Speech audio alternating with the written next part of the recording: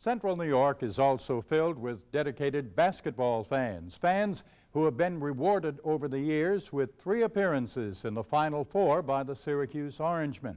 Among them, that dramatic trip to New Orleans in 1987.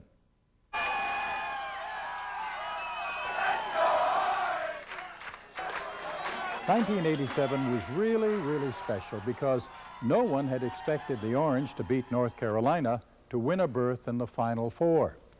And when the team returned from the Meadowlands, the town just went wild. I'll never forget the crowd at Hancock Airport that greeted the team. That was close to midnight. Show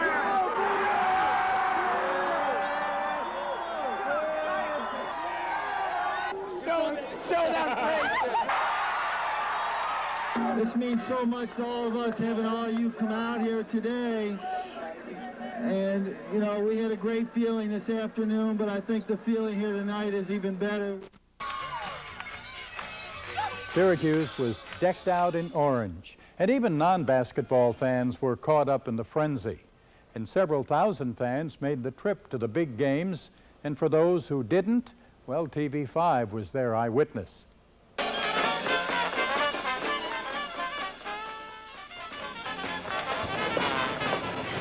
In New York City, it's Fifth Avenue, Pennsylvania Avenue in Washington, D.C., the Champs-Élysées in Paris, or the Via Veneto in Rome. But in New Orleans, it's Bourbon Street. It was the perfect place for the Final Four.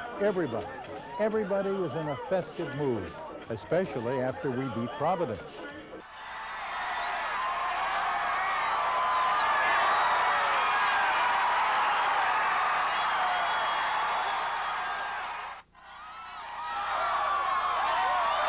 But as often happens, the celebration got out of hand, and those of us working in New Orleans at the time, we saw the pictures of the disturbance from Marshall Street that made national news.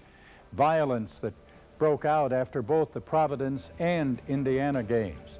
It was sad, really, because it took away from all the hard work of the team and showed our town in a bad light. But then, quite appropriately, the attention did shift back to basketball, and an incredible game. The final face-off between SU and Indiana. For Indiana, and Douglas creates. But Indiana went with what they have most of the year, Steve Alfred and the three-pointer. SU countered with their favorite play, Sherman Douglas alley-oop to Ronnie Cycli. Now, near the end of the game, I went outside to prepare for a live satellite report back to Syracuse about what looked to be an Orange victory.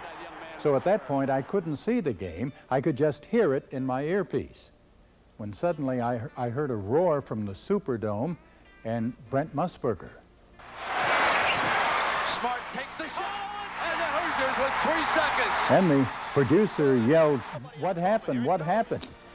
I said, "They lost." I was stunned just like everyone else. They had played their hearts out and come so close, but it was not to be. In a recent conversation, SU basketball coach Jim Boeheim reflects on the highs and lows of that incredible journey to New Orleans in 1987. Syracuse went wild when the Orangemen beat North Carolina and won a berth in the Final Four.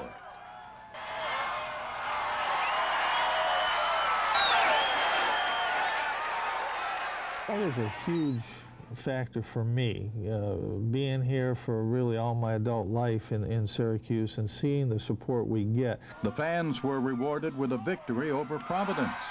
And then came a game neither the fans nor Boeheim will ever forget.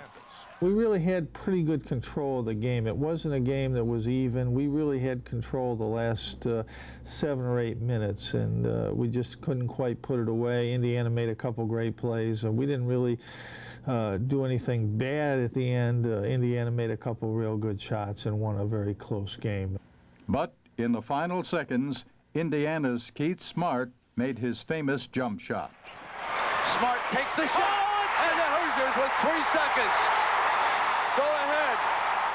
Nobody stopped. We really weren't effective. But when you lose like that and you have such a great opportunity to win, it's very difficult to get over. I think that game lives with you forever, certainly for at least 5 to 6, 7 years, it was almost an everyday thought in your mind. And after 10 years or so, it's not an everyday thought, but it occurs from time to time. Boeheim and the Orange went to the Final Four again in 1996. This time they lost the championship game to Kentucky, but in much less dramatic fashion. The start of each season brings new promise, thoughts that maybe this time the Orange can win that one elusive game, the big one that got away. And one year, they will.